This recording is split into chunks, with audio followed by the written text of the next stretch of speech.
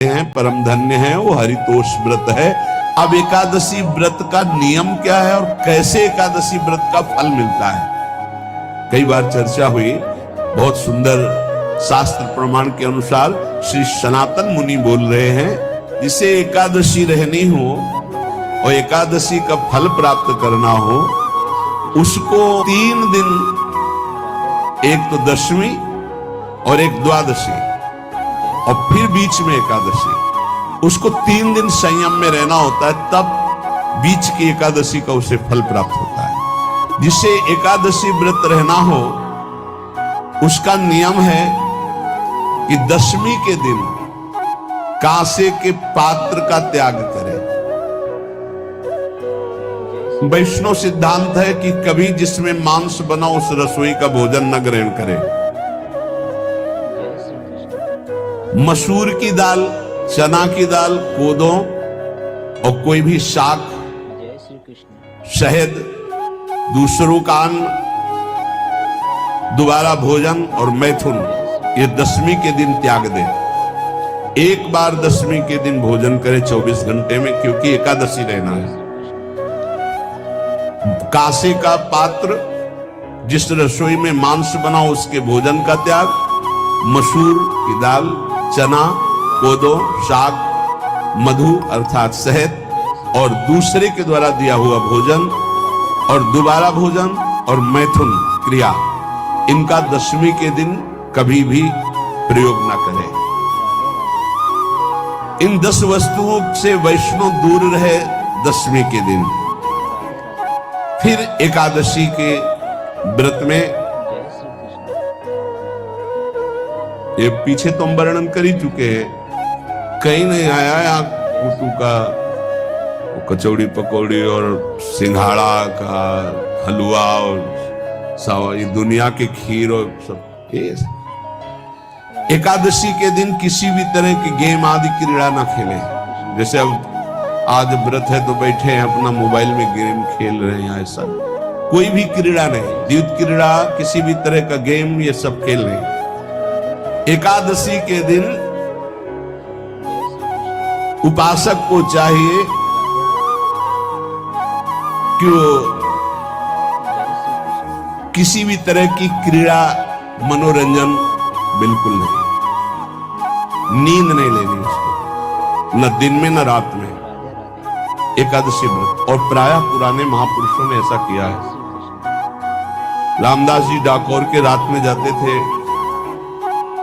रणछोड़ भगवान के यहाँ कीर्तन करते थे जाकर, तभी तो भगवान उनके कीर्तन पर, उनकी भक्ति पर रीझ कर गाड़ी में बैठकर उनके साथ आए थे। पूरी रात जगकर कीर्तन करना, और दिन में तो सोना ही निषेध है, पान खाना निषेध है। एकादशी को बिल्कुल नहीं। जो व्रत रह रहे, वृक्ष से तोड़कर जो दतून की जाती एकादशी के दिन, दूसरे की निंदा करना, चर्चा करना नहीं, अर्थात अधिकतर मौन व्रत धारण करे एकादशी के दिन। चुगली करना, कोई चोरी करना, वाणी से, शरीर से, मन से किसी को दुख पहुंचाना, भोग करना, मैथुन करना, किसी के ऊपर गुस्सा करना, झूठ बोलना, एकादशी के दिन ये नहीं करना चाहिए। एकादशी को एक बार कुछ फलाहार शुद्ध, अगर आपके पास कोई व्यवस्था नहीं तो थोड़ा दूध है, जल है, ऐसे आप लेकर, या थोड़ा सा फल लेकर, थोड़ा सा फल लेकर के प्राण पोषण, एक दिन में मर नहीं जाओगे। कितने तो निर्जला एकादशी रहते हैं, हर एकादशी निर्जला। पूज्य श्री मथुरा दास जी निर्जला ही रहते थे हर एकादशी। चलो भैया, आपकी सामर्थ्य नहीं तो जल 2-4 बार ले लो, एक बार थोड़ा सा दूध और फल ले लो, चल जाएगा काम, प्राणों का पोषण हो जाएगा। ये आचरण न करे, एक बार कुछ आहार ले ले, वो भी शुद्ध भगवद अर्पित प्रसाद। फिर द्वादशी को, कांस के पात्र में द्वादशी को भी भोजन न पावे। जिस रसोई में मांस बनाओ उसमें आहार न ले, किसी भी तरह का नशा द्वादशी को न करे, शहद न पाए, तेल के बने पदार्थ न पाए, मिथ्या भाषण न करे और बहुत शरीर का व्यायाम न करे, बहुत थकावट वाले कार्य न करे, दोबारा भोजन न करे, एक बार द्वादशी को भी भोजन पवित्र, मैथुन न करे, जिसका स्पर्श नहीं किया जाता है ऐसे पदार्थों का स्पर्श न करे, और मसूर की दाल न खाए।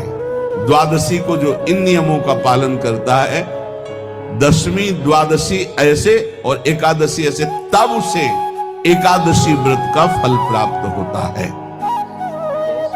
उपासक को चाहिए कि इन नियमों से व्रत का अनुष्ठान करे, मनमानी आचरण न करे। सबसे प्रार्थना जो एकादशी रहते हो, हरितोष व्रत इसे कहते हैं, भगवान की प्रसन्नता के लिए रहा जाता है, रहना चाहिए, जो अपनी आचार्य परंपरा में है, जैसे जिनका सिद्धांत है। पर रहने का सिद्धांत ये श्री सनत कुमार जी वर्णन, श्री सनक जी महाराज, ये सनत कुमार जी वर्णन की। सनक जी महाराज कह रहे हैं, यदि भगवान का आश्रय नहीं, सत्संग नहीं है, तो इन चार में से एक हो तो नाश कर देता, फिर चारों हो तो सर्वनाश हो जाता है। यदि सत्संग नहीं है, यदि भगवद आश्रय नहीं है, खूब धन हो, जवान अवस्था हो, बढ़िया पद मिला हो, प्रभुत्व चलता हो और अज्ञान हो, फिर क्या कहना है? बोले चारों जहां मौजूद होते हैं वहां सर्वनाश का खेल शुरू हो जाता है। अगर इनमें से एक हो तो सर्वनाश करने में पर्याप्त है।